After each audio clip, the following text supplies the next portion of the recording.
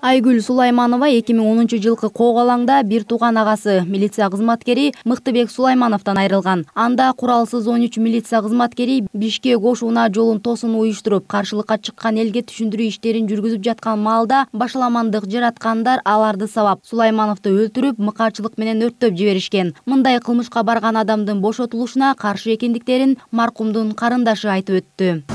Бүгүнкү күнгө чейин кан жутуп, кансырап, ушу бир туугандары апам артынан өтүп кетти. Андан кийин мынакей атам ооруп жатат ушу күндө. Бардыгыбыз азыр жол карантин болуп бир туугандар келе албады. Мына ушунча эл менен келип отурабыз. Биздин талабыбыз Азимжан Аскаров камкор. Бардыгы бир туугандар өлгөндөр 2010 жылы. Бир туугандар өлдү. Эже карындаштары, жаш балдарды өртөп бергендер бар. Ар кандай ушу апат 2010 жылдын апаттарынан бүт аза чеккен ушу үй бүлөлөр келип отурат. Ар июнь айларында ушу бизге ушу церемония болуп калды. Ушуну чыгарыш керек, ушу камкорду чыгарыш керек, камкордун тарабын талашат. А бул жактагы күйгөн, өрттөнгөн эл журттун тарабын ким талашат? Базар Коргон районунан келген Санпа шейиттери коомдук бирикмесинин мүчөлөрү да сотто карала турган 69 жаштагы укук коргоочу Аскаровдун буга чейин чыккан өкүмү күчүндө калышы керек деген пикирлерин билдиришүүдө. Мына Мыктыбек деген жерде капитан болгон. Мыкаачылык менен өлтүргөн, мыкаачылык менен. Андан башка да 4-5 адамды ошо Базар Коргондон мыкаачылык менен өлтүргөндө өзү барып карап, көрүп турган ошо. Көрүп уюштурганда уюштуруучу болгон бул.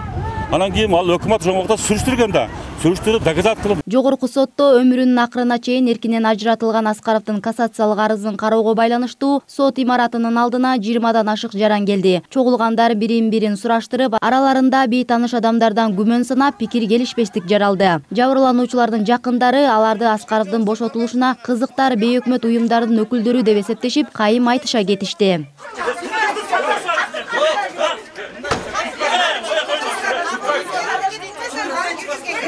Ал арада 14:00 белгиленген сот отуруму башталып, сот залынан кайра жабырлануучулар менен айыпталуучунун жактоочуларынын ортосунда кагылыш болуп, укук коргоо кызматкерлери тынчтандырышты. Андан соң сот процесси башталып, жактоочуларга жана прокурорлорго сөз берилди. Ал эми өз сөзүндө айыптоочу жактоочунун келтирген өтүнүчүн колдобой тургандыгын белгилеп, сот өкүмү күчүндө калышы керектигин билдирди.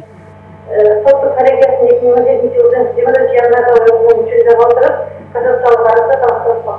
Сот отурумунун соңунда Жогорку соттун жазык иштер жана жоруктар жөнүндө иштер боюнча соттук коллегиясы тарабынан Аскаровдун жана анын жактоочусу Вахитовдун кошумча кассациялык даттануулары канааттандыруусуз калтырылып, өкүм күчүндө калды.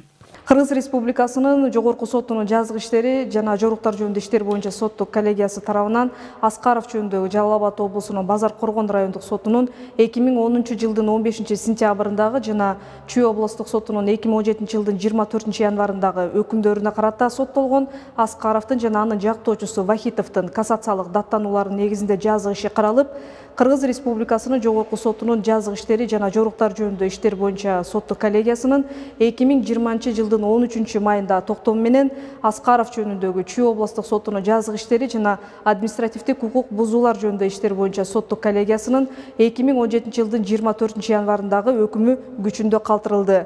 Соттолгон Аскаровдун жана анын жактоочусу Вахитовдун кошумча кассациялык даттануулары канааттандыруусуз калтырылды. Эске салсак, 10 жыл мурда болгон июнь окуясында 400дөн ашык адам каза таап, 2000ге чукул жаран ар кандай жаракат алган. Анда Азимжан Аскаров 2010 жылы улут аралык чыр тутантууга, адам өлтүрүүгө айыпталып, өмүр бою эркинен ажыратылган. Мээрим Дүйшөналиева, Бактыбек Маматисаев, Пирамида.